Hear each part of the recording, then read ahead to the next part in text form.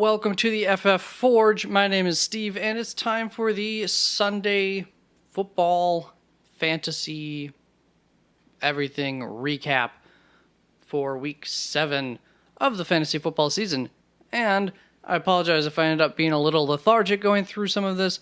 I faced a lot of adversity today in real football and for fantasy football on multiple fronts. Fantasy football leaks into real football because there were quite a few injuries today to, it may not be the worst injury day, but there were a fair amount of injuries that we will go through.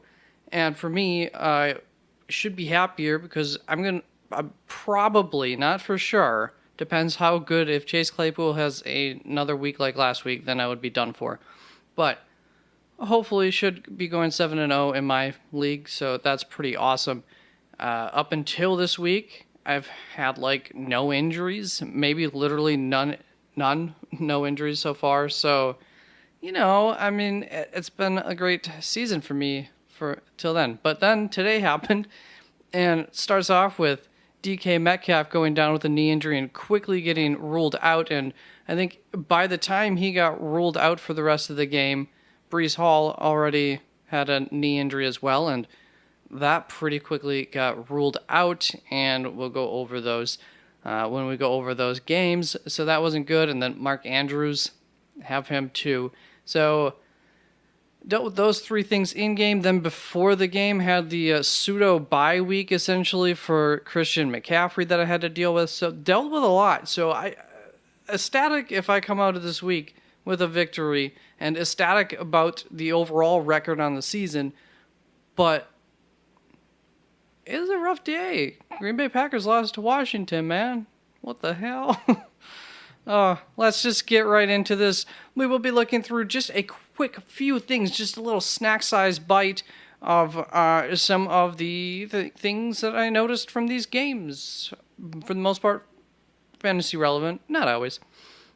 I mean, everything's fantasy relevant because it all comes back to one thing, football. So we'll just start with the Thursday game because I did not recap that in my Saturday show. And Arizona beat New Orleans 42-34. Arizona's offense, it did look better with DeAndre Hopkins back in there, but it did not look great. Benjamin himself had 92 yards, had a 7.7 average on those rushing, and he had 4 receptions on 5 attempts for 21 yards, which was great. I don't think that James Conner has really been super impressive, so he's definitely worked himself into some sort of role, and that backfield is starting to look like, it might look like I projected it to be coming into the year, which was a 3-man backfield. So we'll see if Keontae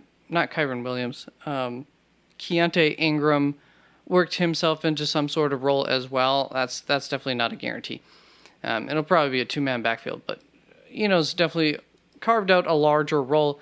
And Rondale Moore went 1 of 2 for 31 yards. He lined up at on the outside a lot, not really in the slot, which is, if you know Rondale Moore, I mean, he needs to be in that slot. He's almost an oversized running back. So that's that for the Arizona offense. Don't be too concerned about that Rondale Moore thing. That is why they picked up or traded for Robbie Anderson. He'll be out on the outside next week. So that offense should start to be a little bit smoother going forward, hopefully. Then for New Orleans, Chris Olave went 7 of 14 for 106 yards. He is going to be matchup not dependent, not matchup dependent. What am I trying to think of? It doesn't matter if he's got a bad matchup or a good matchup. He can win in multiple ways. He can run all sorts of different routes. So don't worry about the matchups when it comes to Chris Olave. And then Kamara once again won through land, through the air, but he did not find the end zone yet. So not a massive day, but a good day from Kamara, especially if you're in PPR. Now let's move on to when Baltimore beat Cleveland at their own game, 28-20.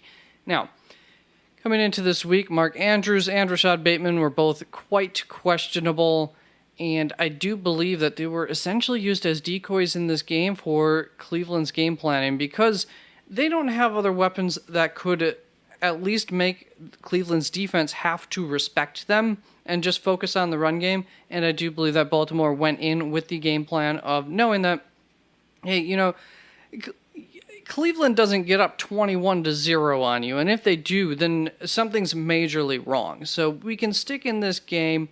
Let's just have our threats out here to keep the defense busy, and we're going to go with a heavy rushing attack.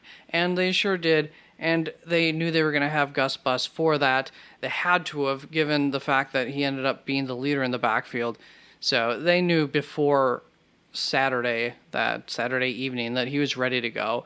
He had 66 yards, and he had 2 touchdowns, which was the big part there for him. Expect his workload to increase a little bit more as we go forward, but usually they don't give one running back a dominant amount of the workload there. So as that defense gets healthy here, that will help. And overall, having that rushing attack is huge for this offense. So looking forward to better days for that offense for Lamar Jackson. Didn't have a great day. And Mark Andrews and Rashad Bateman I talked about. Oh, yeah, here's the game plan. They rushed 44 times. They only passed 16 times. So I think that was very much on purpose here. And Cleveland, if you had Kareem Hunt, you got bailed out with a touchdown there. Wasn't much else to report on. Just kind of the normal guys got the normal types of things. Somebody got a touchdown, somebody didn't. That type of deal.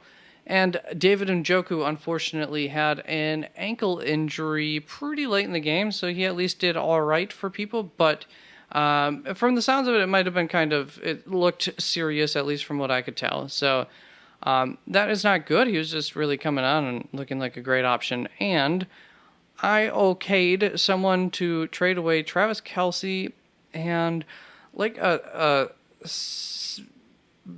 back end number 2 type running back maybe for Breece Hall, David Njoku, and Jonathan Taylor. Said, yeah, I would, depends exactly what my team makeup is, but it's probably a pretty good trade. 2 of those guys got injured already, so sorry, dude. You were liking both the Njoku and Breece Hall early on in those games. Now let's move on to Carolina whomping up on Tampa Bay 21-3. What in the heck has happened? I did express some concerns for Tampa Bay recently, so I'm no longer concerned. I mean, my concerns were verified. The red flag is up on Tampa Bay's offense. Now, as far as Carolina goes, Deonta Foreman had 118 yards, and is it Chuba? I almost called him Chris Hubbard. Chuba Hubbard had 63 yards, so the ground attack, as I predicted, was a huge part of Carolina's offense. Did not predict they would be able to stick with it all game, but hey, crazy things happen. And P.J. Walker had a solid day, went 16 of 22 for 177 yards, and had 2 touchdowns. Made a fool of me on my don't start DJ Moore, but I did caveat that with I understood why people would want to play him, the amount of targets. But you got into the end zone today too, so good day for DJ Moore. Positive sign there for this offense, I guess. I don't know how much you trust this. What a week. Unfortunately for Chuba Hubbard, he did have an ankle injury. I don't know if he came back into the game, how serious that was. I'm not sure. As far as Tampa Bay goes, Rachaad White outperformed Fournette, and he was out there pretty early on in the game. So, I don't know.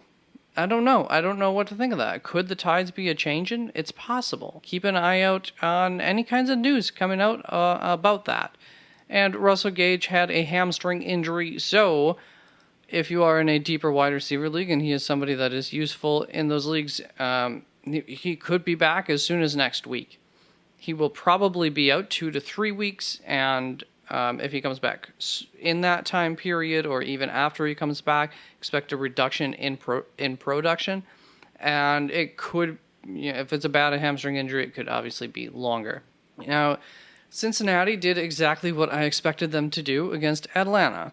Beat them 35-17, and I'm going to have to apologize for a player on the Atlanta offense here in just a moment. But as far as Cincinnati went, everyone feasted off of Burrow's 481 passing yards and Mixon didn't have a heck of a lot of ground yards, but he did get in the end zone. So it was a good day for everybody in that offense to different extents. Then, as far as Atlanta goes, I apologize for recommending Drake London to a few people today, and when I went live for the start-sit decisions, live Q&A before the game started. And all I have to say is, I mean, it worked out like I thought it would. The reasoning behind it was solid and came true. Cincinnati took a lead early and took a large lead, and I thought that would mean that Atlanta would have to pass the ball, but apparently they just will not pass. They don't care about winning games. They just care about how much they lose by or something. I don't know what the heck. So by the time that they finally should have had no option, unless they're as stupid as Houston is, to start to pass the ball and go for it, there was like 10 minutes left in the game, and about 9 minutes and almost all of the clock got eaten up from Cincinnati there on a huge drive. 13 attempts, was that? I'm guessing that means there was 13 plays in that drive. No, there were 13 total pass attempts for Atlanta's offense. It's so crazy. There was probably like 18 plays in this 9-minute drive. It was insane.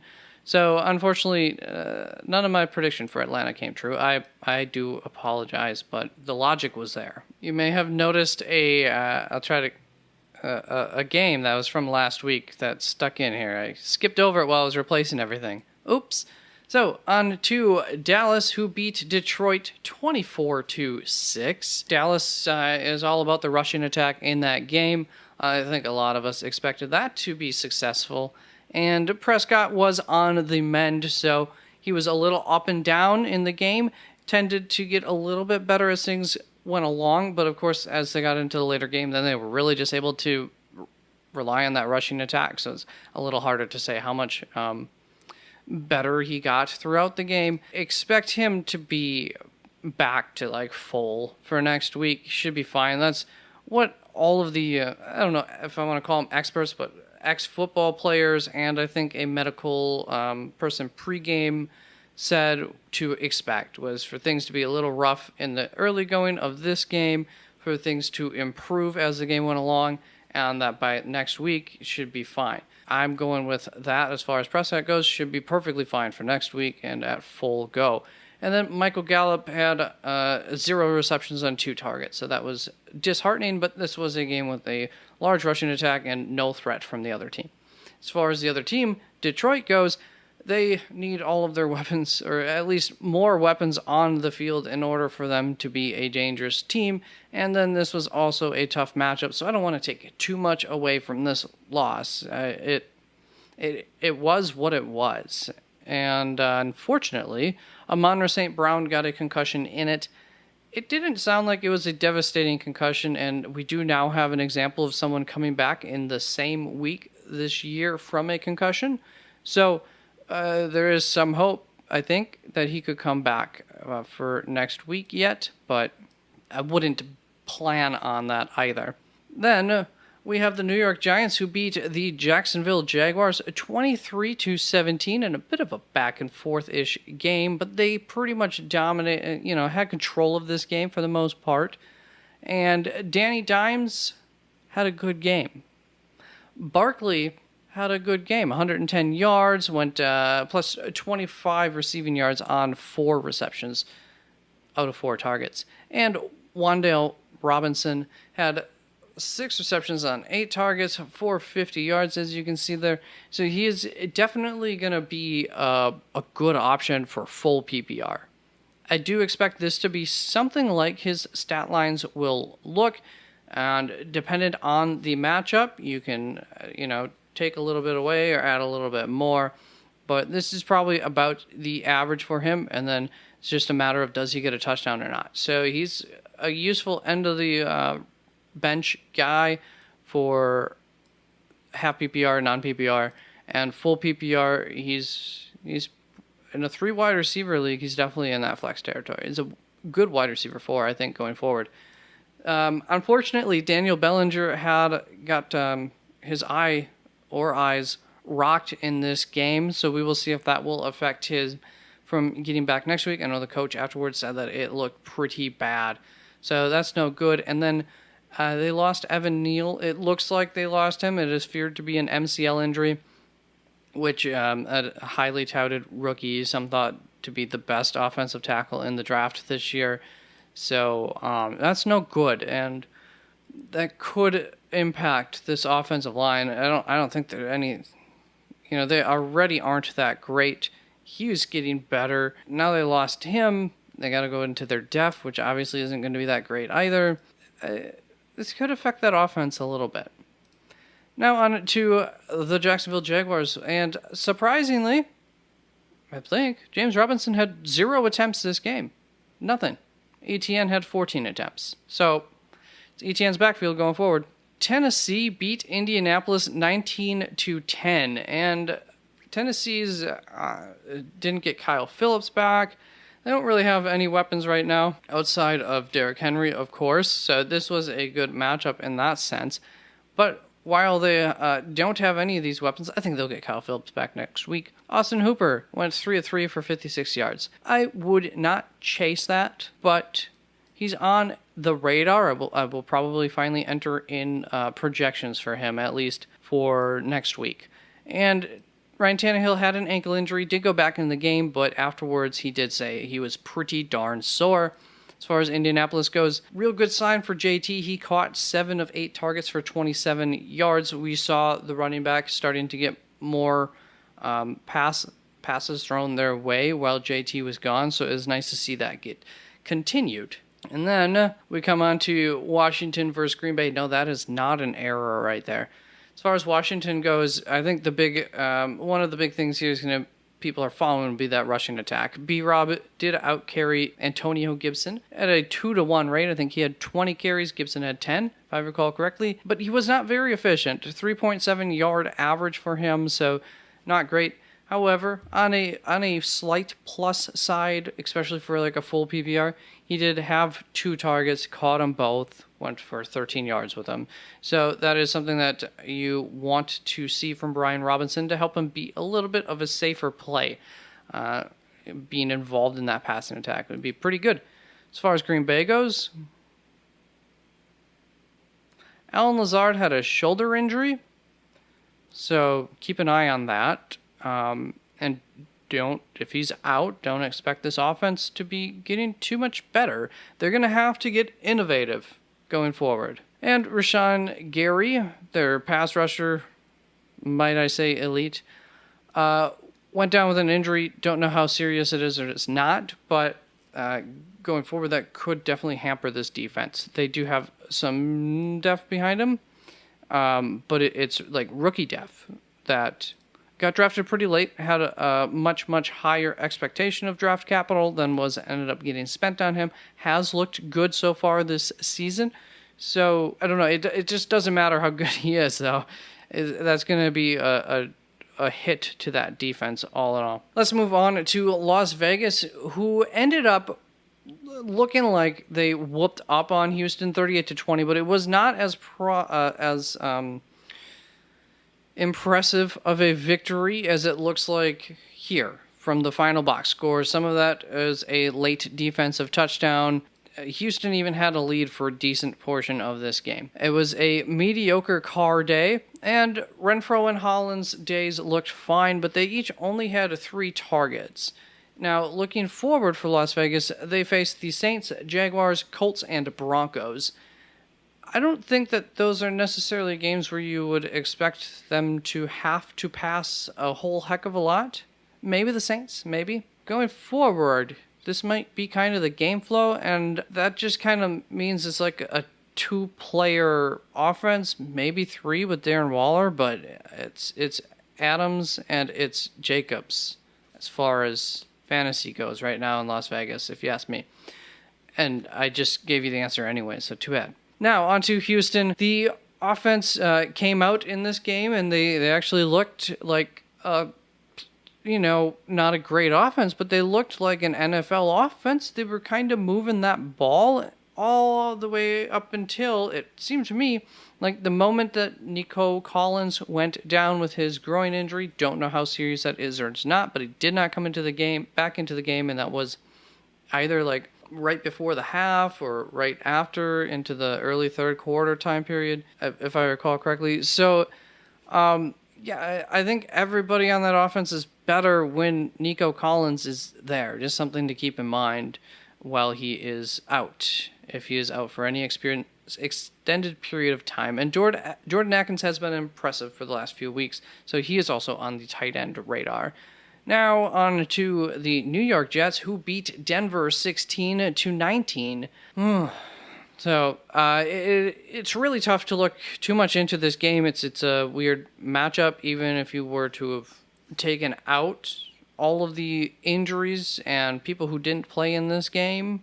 But given all the people who didn't play in this game and the injuries during it, there's just not a lot to take away from it. Neither team was at full power.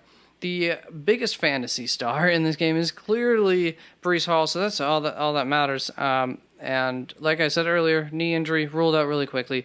I do believe Garrett Wilson will be the biggest benefactor of this, but I don't know. I don't know that this offense can move without Breece Hall. I don't know about this offense going forward. And on top of that, Corey Davis went down with a knee injury. So, did hear after Corey Davis's injury is not expected to be too long term. So that is a good thing for that offense. Then on to Denver. Sutton, I said this in a comment on my Saturday video that Sutton would be the one to suffer the most with Mr. Blood. Badger Blood? Did he say a badger? I think he did. Mr. Badger Blood there. Being gone, I thought that Sutton was the one to suffer the most. I didn't move Jerry Jeudy at all in my rankings, but I did move Sutton back quite a bit, from like a 12, 13 spot or there to like 20 something maybe. So yeah, that came true. He had like 3 receptions. Jerry Jeudy, on the other hand, went 7 of 11 for 96 yards, and Dulcich went 6 of 9 for 51 yards. So both of them had some pretty solid days today. It does look like Russell Wilson is trending to be coming back next week. Mike Boone in this game did go down with an ankle injury, so I guess that lessens the kind of craziness in the backfield there, if it's for any extended period of time. And as far as the Denver defense goes, they did have a big blow to the defense if it's a long-term injury. I don't even know what the injury was, but Baron Browning did go down. He's in their linebacking core, so that's at the heart of the defense. And yeah, not looking. The Denver defense is a little less scary going forward if you happen to have fantasy players on the offensive side facing them, just a little bit, as long as Browning's out. Then Kansas City ended up whooping up on San Francisco in the second half, 44-23. Prior to the game, Isaiah Pacheco, we were informed by the media that Isaiah Pacheco was going to be the number 1 running back for Kansas City coming into the game. And I figured that meant that essentially he'd be starting the game in the number 1 role, but he'd probably be splitting with Clyde, and that is essentially what happened. He had 8 carries, Clyde had 6. Clyde got the touchdown today. So he'll look better from a fantasy perspective for now, but Isaiah Pacheco might be more valuable than Clyde going forward in fantasy. That's possible. At the very least, they're probably of equal value. And then MVS did go 3 of 4 for 111 yards. Now, just last week in my waiver wire video, I did tell you MVS is somebody I'd be willing to drop for some of the other options. And I stand by that. But what I did not remember to say, and I really wanted to, was that realize that if MVS were to go under my threshold for ownership, he will probably be near or at the top of my waiver wire list. He is just on that brink because he does have this 100-yard upside. Now, the only thing is, it really hasn't shown itself that much this year, but we're getting into the midpoint of the season, so that offense is starting to click. Maybe it's there to stay. So if you still have him, obviously you're holding on to him for longer. And Juju Smith-Schuster continued looking better. Went 7 of 8 for 124 yards, had a touchdown on top of that. So that offense is starting to look like a Kansas City offense now, which is, yeah, good. That's good. It's good. I mean, I'd like the Green Bay offense to do that too, but what can you do? Then San Francisco, we got a little sneak peek of what it's going to look like with McCaffrey in there, and it was pretty exciting. He moves around nicely. It's going to be a great match, but it'll help him in these types of games to be able to have some more explosiveness on that offense to maybe make a comeback in the future. That's really it for San Fran. It's a weird game. They're going to be a different offense going forward. There's not too much to take away. Deebo Samuel didn't have a huge game, but other players did. Going forward, this offense might be a little tricky. Like, they should be putting up more points, be more efficient, and so that's great. I think everybody has a higher floor, and somebody has a higher ceiling each week in that offense, but who is it going to be probably depends on the week. Now, let's move on to our last matchup here, Seattle versus the Chargers. Seattle really dominated the Chargers all game, 16-9. Was that really the final score? That is going to be low. That's not right. 37-23. There we go. I'm like, that's not possible. Let's make that look right. There we go. So Seattle dominated 37-23, and it gets much closer near the end of the game. Truly, Seattle was dominant, and that defense for Seattle needs to be taken seriously for the most part. Now, Los Angeles was, even though Keenan Allen was on the field, not at full power. Part of me wants to say let's not get too all up on that Seattle defense, but the possibility that it is great needs to be taken seriously at this point. Then Kenneth Walker, this also needs to be taken seriously. 168 yards, 2 touchdowns. He's a beast. He was their offense today. He did not get any targets this week, but we did see that last week, so that's good. Just would like to see that happen again, would be good as well. And Marquise Goodwin led in the receiving department, had 4 or 5 for 67 yards and 2 touchdowns. With the injury to DK Metcalf, that opened the door for somebody else. And he had a knee injury, once again rolled out quite quickly, immediately. Not ever a good sign. Marquise Goodwin's, I'm sure, going to pop up on waiver wires, and I don't know how I feel about that yet. I don't know. We'll see on the waiver wire video. Then as far as Los Angeles Chargers go, Herbert had a decent fantasy day, but it took 51 attempts to get there. He was did not have a, 5.7 average yards per reception. So kind of a Tom Brady-esque game there in that department. And Keenan Allen was used as a decoy, as I did suspect. I believe I said that in the Saturday video. If not, I said that during the Q&A today. So, yeah, that obviously not a huge day for Keenan. Unfortunately, now they appear to have lost Mike Williams. He had a leg injury. He was not able to put any weight on it. I believe there was an air cast on it quite quickly. Was that him? I don't know about the air cast. But, yeah, it did not appear to be any bit good for Mike Williams there late in the game. So he had a good game for you before he went down. And as far as the defense goes for Los Angeles, we already know that they're pretty easy to run against, and they just might have gotten a little easier to pass against with cornerback J.C. Jackson going down. He was their big acquisition this offseason. He has not done very well for them, but he has, I believe, improved every game. So he was getting better and better there in that new system for him, and I can't imagine their def is going to be better than him. So that hurts now their passing defense as well going forward. And that is it for all of the Sunday games, the Thursday game, not the Sunday night game, not the Monday night game. I'll try to touch on those, especially if there's anything big in the waiver wire report video. Other than that, thank you so much for stopping on by.